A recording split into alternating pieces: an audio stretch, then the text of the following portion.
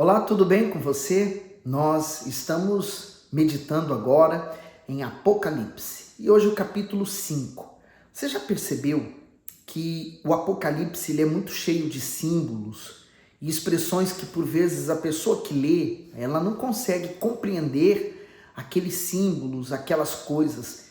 Qual a razão? E Deus permite isso porque Ele quer que nós venhamos orar, pedir a Ele a direção, a orientação, para Ele poder nos mostrar o que aquilo significa, para que possamos ver com os olhos do apóstolo João.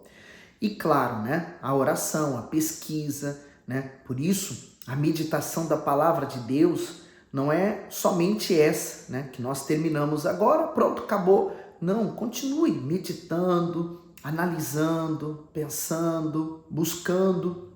E o Espírito Santo, é Ele quem vai conduzir você nessa meditação, tá bom? Hoje, então, Apocalipse 5, se você tem gostado desse conteúdo, não deixe de dar o seu gosto e, claro, partilhe com outras pessoas e mais. Por fim, vamos orar a Deus fazendo aquilo que eu acabei de ensinar. É Ele quem tem que conduzir, então vamos lá. Senhor, nós precisamos da Tua direção, orientação, da Tua luz, para que nós possamos ler esse livro, não como um livro qualquer, comum, didático, mas como a Tua palavra, como a revelação que o Senhor deu ao Teu servo. Nós queremos olhar para ele com os mesmos olhos, com o mesmo entendimento que o Senhor deu ao apóstolo João. Fale conosco, abrindo o entendimento nosso, em nome do Senhor Jesus. Amém. Apocalipse 5, versículo 1. E vi na destra do que estava sentado sobre o trono um livro, escrito por dentro e por fora, selado com 7 selos. O comentário daqui diz: o livro escrito por dentro e por fora, e de extrema importância, pois traz a revelação de Deus quanto ao destino de toda a humanidade e aos juízos que sobrevirão ao mundo. O Apocalipse é um livro repleto de símbolos e mistérios, o que tem feito muitos desanimarem com a sua leitura. Mas o próprio Deus, por intermédio do seu Espírito, tem o interesse de revelar o significado dessas profecias para fortalecer a sua igreja e prepará-la para o arrebatamento. Então, vamos entender. Primeiro que o que estava sentado no trono, então, esse representa o Deus Todo-Poderoso, e ele tinha na sua mão direita, quer dizer, a destra, um livro escrito por trás e pela frente, pelos dois lados. E nesse livro foi selado com 7 selos. Então, foi entregue, está nas mãos desse Deus Todo-Poderoso. Essa figura, aliás, era muito usual para João, pois naquele tempo a lei para aplicação no Império Romano também era selada com sete selos. Mas esse livro ele não está selado de todo, ele será revelado. Então, quando nós falamos tudo que está à direita de Deus, é relacionado com a redenção, a salvação. Lembrando que a redenção ela vem do sangue do Senhor Jesus, daquele que morreu dando a vida dele por nós na cruz do Calvário. No 2 ele diz: e vi um anjo forte, bradando com grande voz: quem é digno de abrir o livro e de desatar os seus selos? E ninguém, no céu, nem na terra, nem debaixo da terra, podia abrir o livro, nem olhar para ele. Então o anjo aqui, ele brada, ele grita, ele fala com grande voz, Quem é digno de abrir o livro e desatar os selos? Então uma pergunta. Então imagine que tanto os seres que estão nos céus, como na terra e como debaixo da terra, começam a olhar, à espera, quem é que vai ser digno de abrir, Então ele fala: ninguém, nem no céu, nem na terra, nem debaixo da terra, podia abrir o livro e nem olhar para ele. Bom, tudo isso nos remete lá atrás, em Adão e Eva. Por que ninguém é digno? Por que que há um silêncio nos céus, também na terra e debaixo da terra, né? Porque ninguém se pronuncia, então se torna um grande silêncio. O homem tinha sido colocado como cabeça sobre a sua gloriosa herança, sobre uma herança incorruptível, sem mácula, incontaminável, como Pedro diz mais tarde em 1 Pedro 1,4. Vamos conferir. Para uma herança incorruptível, incontaminável e que não se pode murchar, guardada nos céus para vós. Porém, essa herança, por causa do pecado que entrou na humanidade, ela foi perdida, né? O homem perdeu a comunhão com Deus e assim também a vida eterna. Ele perdeu até mesmo a capacidade, ou seja, o direito de comer da árvore da vida. Ele foi expulso do paraíso de Deus e com isso tornou-se errante. Todos nós, como ovelhas, nos desviamos, cada um de nós se voltou para o seu próprio caminho. Tá? Isaías 53:6. Portanto, não houve quem se prontificasse. No versículo 4 diz assim: e eu chorava muito, porque ninguém fora achado digno de abrir o livro, nem de o ler, nem de olhar para ele. Veja que o apóstolo João, ao ver isso, né, ninguém se revelar, porque há uma pausa, né, há um silêncio. Então ele chora e pelo texto, né, fala: chorei muito. Quer dizer, imagine aquele choro de soluço, né? Mas e agora? Parou? E agora? Vai parar? Não vai haver salvação, né? Então, porque João fez aquilo que fazemos tão facilmente. Ele tinha afastado o olhar da vitória do Cordeiro. As consequências são sempre desolação e lágrimas. E quantas vezes envergonhamos o nosso Senhor, chorando, estando abatido e resignado, enquanto que ele obteve tão maravilhosa vitória. Então, não chore, não chore, não chore mais, né?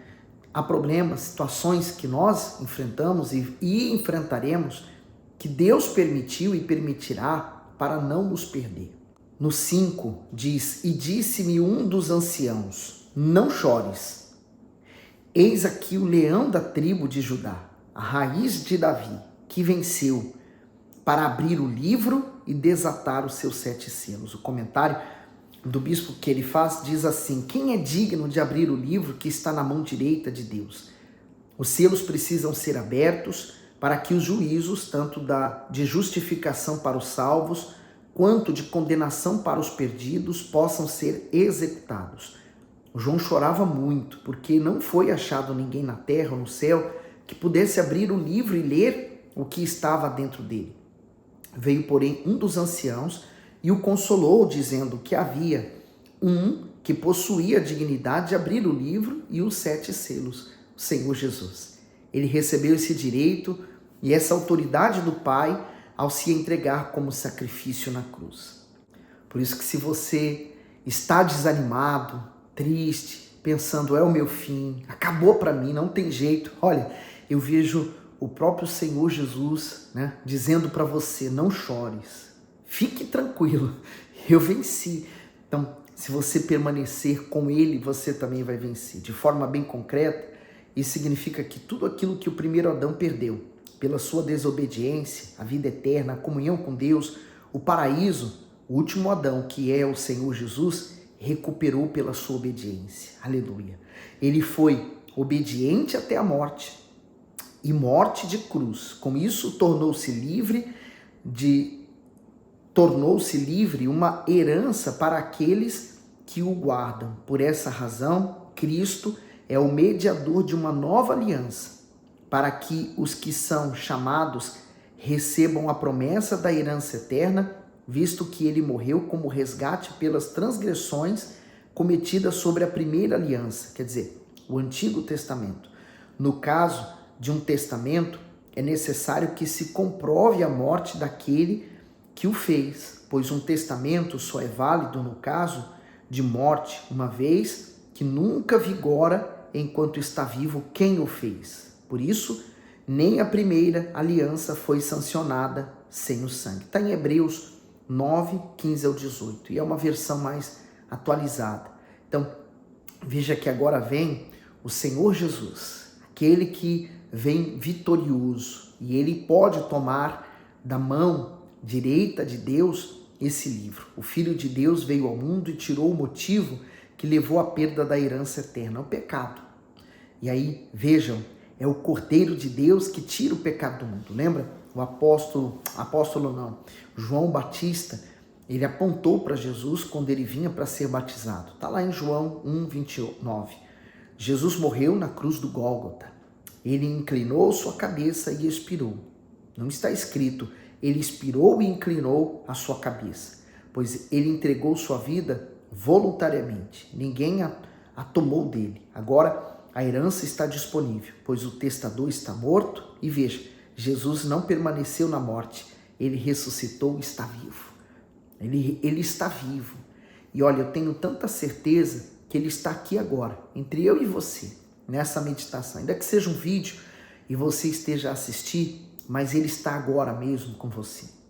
Então ele disse: eis aqui o leão da tribo de Judá, a raiz de Davi, que venceu para abrir o livro e desatar os seus 7 selos. Então, eu quero falar sobre esses codinomes que é dado a ele, né? E que maravilha, por causa dos nossos pecados, Jesus sofreu a morte.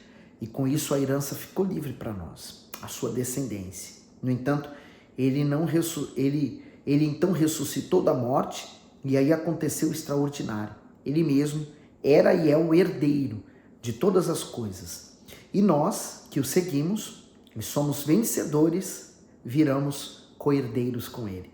E aqui João vê o leão, mas o cordeiro, que contraste há entre o leão e o cordeiro. Por quê? Um leão é régio, quer dizer, ele é rei, ele reina. Um cordeiro é desamparado e fraco. O enorme paradoxo no qual está baseada a redenção, toda a igreja, tudo aquilo que o Novo Testamento descreve como palavra cruz. E é aqui revelado de maneira nova e mais profunda ao apóstolo João. O cordeiro como o leão, o rei dos reis, o príncipe da vida, como sacrifício. Onde, pois, se encontra o cordeiro? Bem, no centro. Deve-se prestar atenção à expressão no centro do trono, cercado pelos 4 seres viventes e pelos anciãos. Jesus Cristo é o centro. Vimos em Apocalipse que a glória de Deus é o centro, e essa glória de Deus é o Cordeiro. Encontramos isso no versículo 4. E olhei, e eis que estava no meio do trono, e dos 4 animais viventes, e entre os anciãos um cordeiro como havendo sido morto, e tinha 7 chifres e 7 olhos, que são 7 Espíritos de Deus enviado a toda a terra. O comentário do 6 diz: e olhei. João teve uma visão maravilhosa ao contemplar o Cordeiro de Deus, o Senhor e Salvador Jesus Cristo glorificado, de pé, à direita de Deus, recebendo dele o livro. O Pai entregou ao Filho o destino do mundo e dos homens. A autoridade que Adão entregou ao diabo foi resgatada pelo nosso Senhor, e assim houve grande regozijo no céu. Diante disso, todos se prostraram perante o trono e adoraram o Cordeiro, e ao som de harpas entoaram-lhe um novo cântico. Ali estava a Santíssima Trindade reunida, o Deus Pai, Deus Filho, Deus Espírito Santo. Que cena gloriosa! Nessa visão, João também contemplou a igreja arrebatada, representada pelos 24 anciãos, e as orações dos santos mantidas dentro de salvas de ouro. Veja como as nossas orações estão bem guardadas diante de Deus. Então, o contraste, né? E esse comentário que eu li vai até o 14, versículo 14. Então, olha o contraste de leão, o leão da tribo de Judá, e o cordeiro, né? Quando Jesus veio a primeira vez, ele veio como o Cordeiro de Deus, quer dizer, desamparado, né? Ele veio então para ser sacrificado. Mas agora nós vemos o leão da tribo de Judá, o Rei dos Reis, o Senhor dos Senhores, né? Porque nele foi executado o juízo sobre o pecado de todo mundo. Somente ele é digno de julgar este mundo inimigo da cruz, que colocou-se fora da sua obra. Então, resumamos, os 7 chifres e os 7 espíritos significam que ele tem poder espiritual perfeito. E o fato do Senhor Jesus, o Cordeiro, tomar esse livro, da mão direita daquele que está assentado, que é Deus no trono, produz um louvor grandioso que abrange todo o universo. E lembrando que esses 4 animais viventes, entre os anciãos, e os 4 animais representam a essência de Deus que nós lemos no capítulo 4. E como havia sido morto, quer dizer, ele havia sido morto, porém ressuscitou. Esses 7 chifres e 7 olhos, que são 7 espíritos de Deus enviados para toda a terra, está lá em Isaías. No 7 diz: e veio e tomou o livro da destra do que estava sentado no trono. E havendo tomado o livro, os 4 animais e os 24 anciãos prostraram-se diante do Cordeiro, tendo todos eles harpas e salvas de ouro cheias de incenso, que são as orações dos santos. Eu vou deixar para o próximo vídeo para nós falarmos sobre essas salvas de ouro cheias das orações e sobre os 7 espíritos de Deus. Eu vou começar lendo, inclusive, ele, porque Isaías faz essa revelação dos 7 espíritos. Aí você vai entender o porquê dos 7 espíritos, 7 chifres, que os chifres também representam autoridade, está em Deuteronômio. Então, representa o poder. E aí nós vamos continuar dando continuidade a esse mesmo capítulo, capítulo 5, tá bom? Olha, espero poder estar te ajudando e faço o mesmo por outras pessoas também. Fique bem, até o próximo vídeo.